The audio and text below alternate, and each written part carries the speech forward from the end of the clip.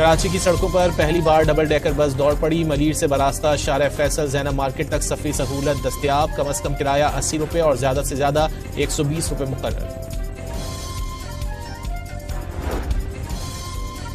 Commissioner Karachi ने शहर में रोड कटिंग और फुटपाथ खोदने पर दफा 144 के तहत पाबंदी आयद कर दी। इजाजत के बगैर रोड कटिंग काबिल सजा जुर्म तस्वुर होगी। पुलिस को कार्रवाई का इख्तियार हासिल होगा।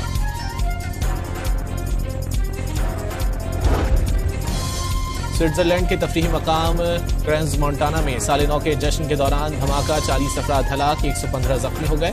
स्विस सदर का मुतासर मकाम का दौरा। बर्न शहर में 5 रोजा शोक का ऐलान। जोरान ममदानी ने न्यूयॉर्क का मेयर मुंतखब होना अपने लिए एजाज करार दे दिया। न्यूयॉर्क में इज्तिमा से खिताब, आवाम के हुकूक के लिए लड़ने और हर तरह के हालात में उनके साथ खड़े रहने का ऐलान।